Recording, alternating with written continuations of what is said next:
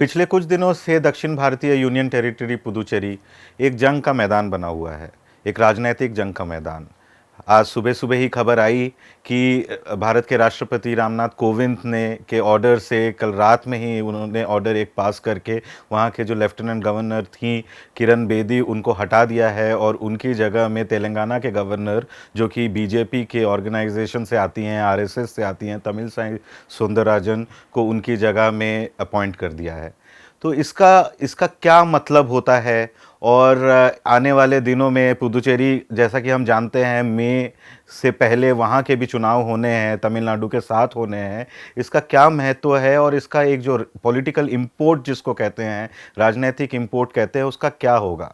अगर हम थोड़ा क्रोनोलॉजिकली देखें इस पूरे प्रॉब्लम को, तो 2017 से ही लगातार जो वहाँ की कांग्रेस की गवर्नमेंट थी, V Narayana Swamy chief minister थे वहाँ के, उनकी लगातार किरण बेदी जो एलजी थी वहाँ पर, उनके साथ लगातार लड़ाइयाँ होती रहीं। कुछ उसी तरीके से होती रहीं जिस तरीके से यहाँ पे दिल्ली में अरविंद केजरीवाल और यहाँ के एलजी, अलग अलग एलजी के साथ लगातार एक राजनीतिक कश्मकश चलता रहा और एक टेरिटरी का जो कंपटीशन है वो हमेशा चलता रहा। कुछ उसी तरीके से पुदुचेरी में भी किरण बेदी और वहाँ के जो मुख्यमंत्री है वी नारायण स्वामी, वहाँ उनके बीच में इस तरीके से कुछ न कुछ हमेशा एक लड़ाई होती रही। तो इस तरीके से कांग्रेस ने पिछले 2 सालों में एलजी और किरण बेदी जो सेंटर की रिप्रेजेंटेटिव थी, उन्होंने ये एक राजनीतिक कैंपेन किया कि एलजी की वजह से उनके जो आधे जो वेलफेयर स्कीम्स हैं वो इम्प्लीमेंट नहीं हो पा रहे हैं। किरण बेदी भी अलग अलग मोमेंट्स में हमेशा वी नारायण स्वामी के जितने भी ऑर्डर्स थे उनको वो हटाती रहीं और उनकी जगह में अपने रूल्स वहाँ पर लागू करने में आमादा थी।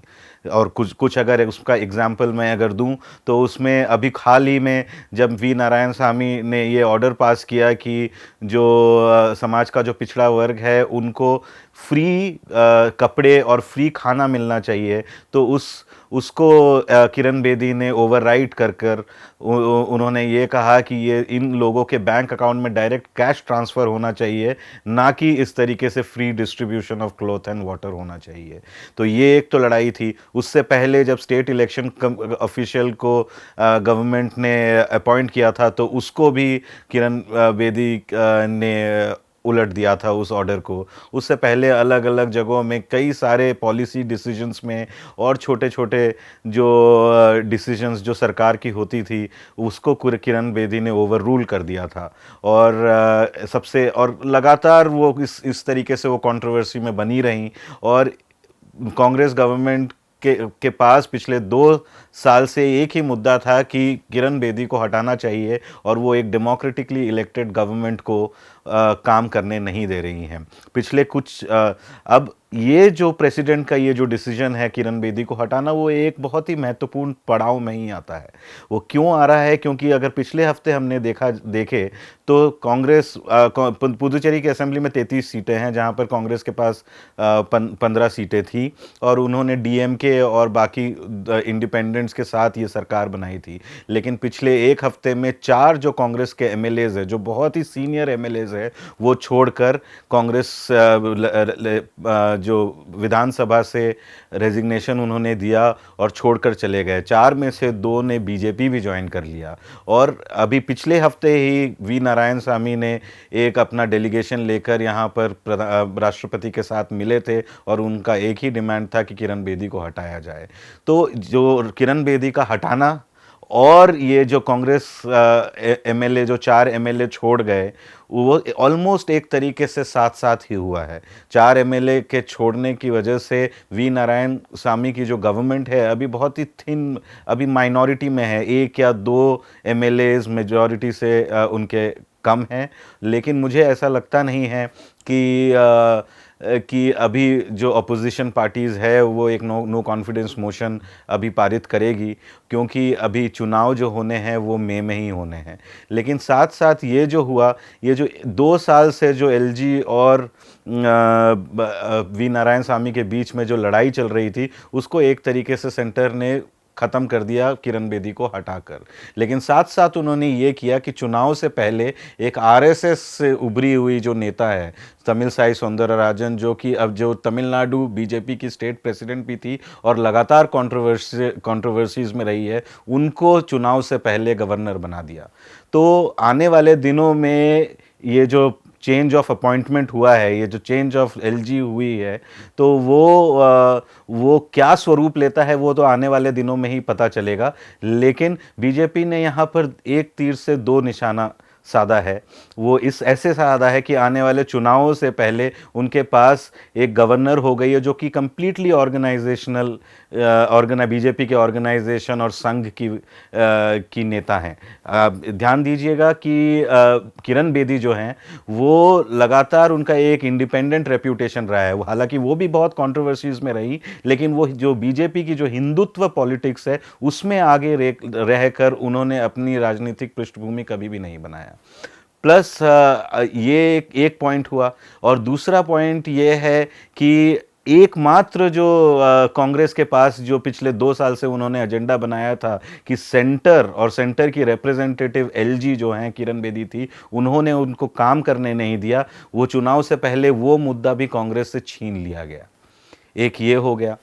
लेकिन आज का अगर हम रिस्पॉन्सेस देखें तो वहाँ पर ये भी कुछ हमारे सोर्सेस ने ये कहा है कि ये जो 4 जो कांग्रेस के एमएलए छोड़कर चले गए हैं, कहीं ना कहीं एक क्विड प्रो को का डिसीजन लगता है कि 4 एमएलए छोड़कर बीजेपी ज्वाइन कर ले, उसके बदले में सेंटर किरण बेदी को वहाँ से हटाकर एक अपने व्यक्ति को वहाँ पर डाल दे। एक ये भी संभावना बहुत ही ज़्यादा हमारे जो सोर्सेस है उन्होंने बताया है ये। तो और दूसरी चीज़ जो सामने आ रही है अभी कि कांग्रेस के ये जो 4 नेता जो गए हैं ये बहुत ही सीनियर नेता है।